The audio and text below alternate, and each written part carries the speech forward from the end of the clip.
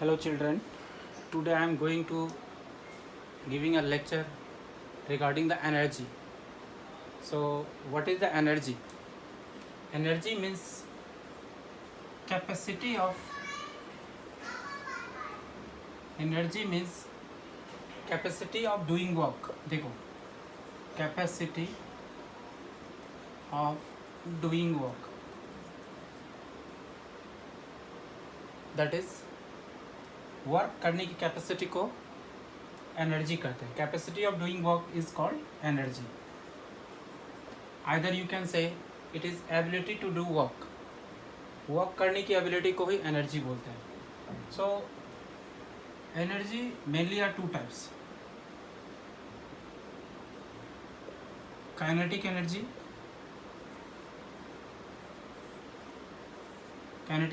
another is the potential energy.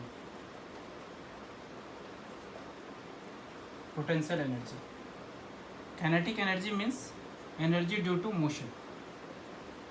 Energy due to its motion. Motion है तो kinetic energy होगा. And potential due to energy due to its position and configuration.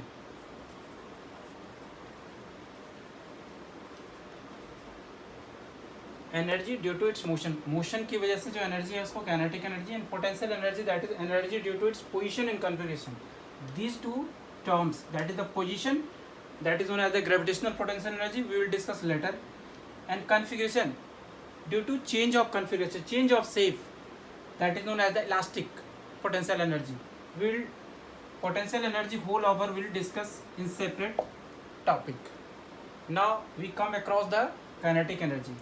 So we detail study regarding the kinetic energy now. Means our focus on kinetic energy, that is energy due to its motion. Energy due to its motion. Motion की वजह से जो energy है, देखो kinetic energy half mv² होता है.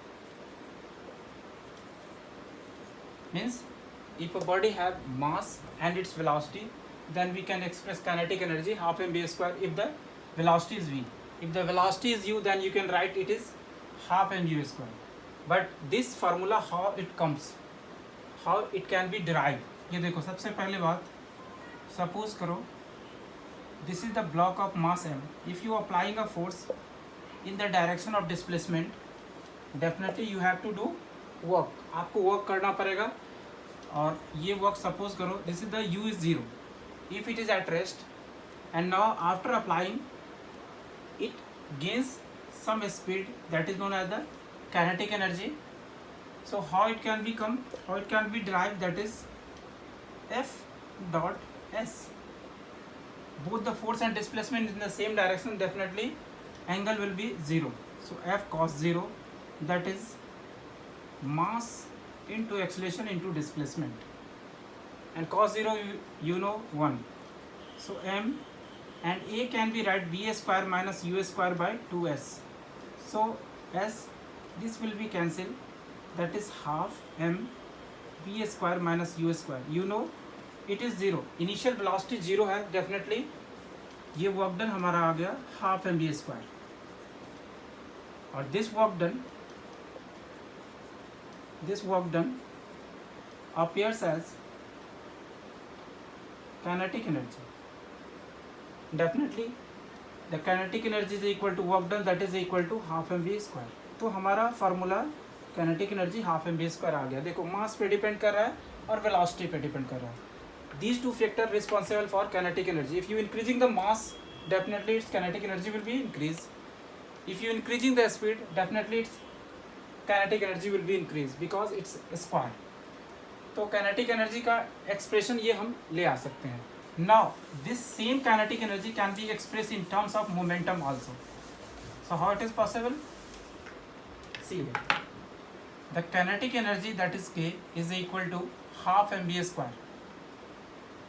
In terms of momentum,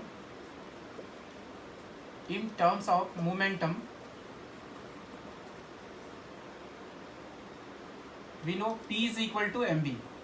पता है मोमेंटम P से डिनोट कर रहे हैं, मास इंटू वेलोसिटी है, मोमेंटम को हमने P से एक्सप्रेस किया है. सो V can be replaced, V is equal to P by M. Now kinetic energy will be half m P by M. So after squaring, m P square by m square, 1 m will be cancelled, so kinetic energy is equal to P square by 2m. This is the another expression in terms of the momentum. अब आप देख सकते हो, इसकी graph भी आप सोच सकते हो. Since the highest power is 2, it means parabolic. ये देखो, हाईएस्ट पावर जब 2 होता है एक्सप्रेशन में, तो पैराबोलिक नेचर होता है. पैराबोलिक का मतलब हो गया जिसके पावर 1 है, यानी इफ अ नंबर कैरीज 1. देखो मैंने काइनेटिक एनर्जी और पी के साथ हमने ग्राफ लिया, तो इसकी ग्राफ ऐसे होगा, क्योंकि जिसके पावर 1 है उसकी तरफ पैराबोला होगा, ओपन होगा. दूसरा, मास के साथ भी आप देख सकते हो, ये देखो mass and this is the P. Now again mass is here, mass constant, यहाँ पे मास कांस्टेंट है, यहाँ पे के कांस्टेंट है. So it will be like this. And if you taking in the form of k and m, it will be rectangular hyperbolic because inversely proportional. यहाँ पे p constant है. So this is the graph regarding this momentum and kinetic energy and so many. Okay, now we come across another concept. एक दूसरा concept है जिसका नाम है work energy theorem. work energy theorem.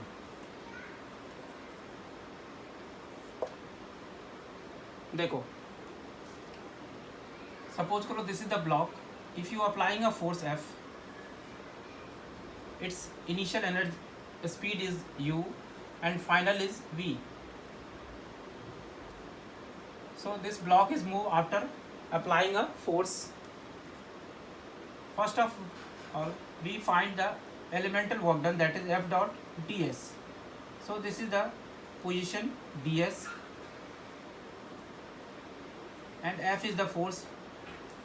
So definitely F is equal to F ds, that is mass into acceleration and ds.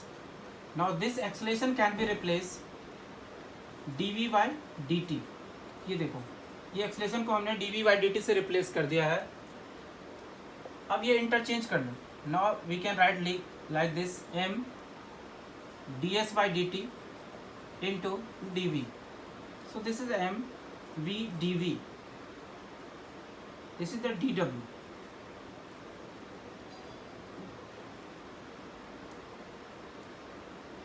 Now we integrate in both sides, that is u to v and 0 to w. So this integration is w and m is constant. Here is power of v is 1, so definitely its velocity will be v square by, integration will be v square by 2, and the lower limit is u and upper limit is v. So now we can replace, m is constant and 2 is constant, and v square minus lower limit into u square. This is the work done. Now this work done we can write, that is half mv square minus half mu square. This is the final kinetic energy, this is the initial kinetic energy. So change of kinetic, that is known as change of kinetic energy, is equal to work done. So this is the work energy theorem, that is work done by net force is equal to change of kinetic energy. This is the work energy theorem. ये work energy theorem है by this we can find the change of kinetic energy. So easily it can be understand, और अच्छी तरह से हम समझ सकते हैं इसको. Now we come across power, and third concept is of power, that is rate of doing work. Rate of doing work. ये देखो काइनेटिक एनर्जी हमने निकाला है half mv². So dk by dt that is equal to, differentiate हमने कर दिया है time के रिस्पेक्ट में, mv 2v dv by dt. So 2 will be cancel, m v dv by dt, that is force, acceleration, sorry, just one minute. M dv by dt is the acceleration and this is the v. So this is the force, and we can write dr by dt. So dk by dt, again we come across the work energy theorem from here also. यहाँ से भी हम work energy theorem पे जा सकते हैं. ये देखो dt dt कैंसिल कर दोगे तो इट विल बी dw, यानी work done is equal to change of kinetic energy. यहाँ से भी हम आ सकते थे. This is the change of kinetic energy, that is power. Power means dw by dt. So dk by dt and this is equal to f, and dr by dt is the velocity. So f dot v. So power is f dot v, that is F V cos theta. एक formula हमारे पास ये भी आ गया है. ऐसे आप ये इंस्टेंटेनियस पावर के थ्रू से हमने आया है, instantaneous power.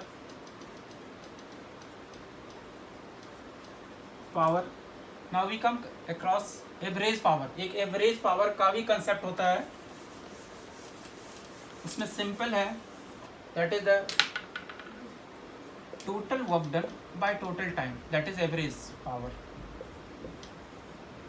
This is the average power. इससे भी आप आ सकते हो f dot s by t. So it is also f dot v, that is f v cos theta. यहाँ से भी आ सकते हो एवरेज पावर से भी. So पावर इसका ऐसा यूनिट होता है वाट. W से डिनोट करते हैं. It can be write kilowatt, that is 10 की power 3 watt, megawatt, that is 10 की power 6 watt, and another is that is the oldest unit, that is HP. 1 HP is equal to 746 watt.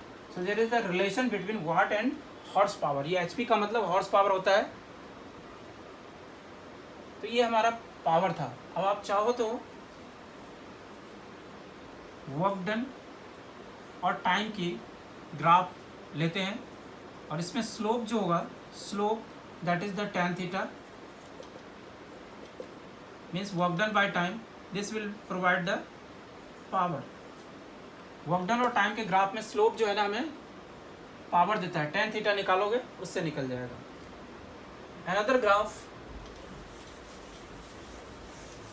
another graph also, that is between power and time. देखो power और time के साथ, suppose this is the area. ये देखो ये area जो होगा, area gives work done with, area gives work done with time axis. यानी एक्स एक्सिस के साथ जितना भी एरिया बन रहा है वो हमें वर्क डन देगा, because work done is equal to area with time axis.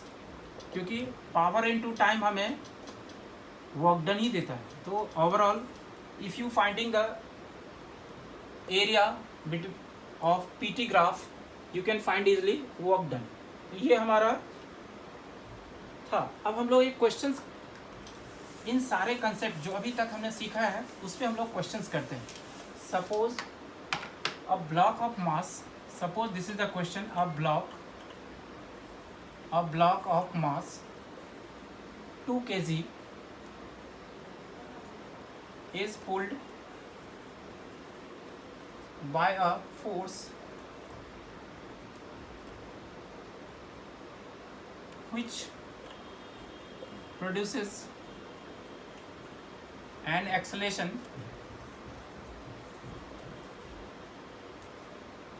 acceleration 1 meter per second square in 4 seconds. Find, देखो इतने अच्छे क्वेश्चन है, इसमें सारी चीज आपसे जो है ना कैलकुलेट हो सकता है. फाइंड पहला है डिस्टेंस, सॉरी डिस्प्लेसमेंट. दूसरा है वेलोसिटी. तीसरा है वर्क डन. फोर्थ है पावर. फिफ्थ है kinetic energy. So this 4-5 thing you can find. सबसे पहले हम लोग डिस्प्लेसमेंट पे जाते हैं. Displacement, the famous equation S is equal to ut plus half at square.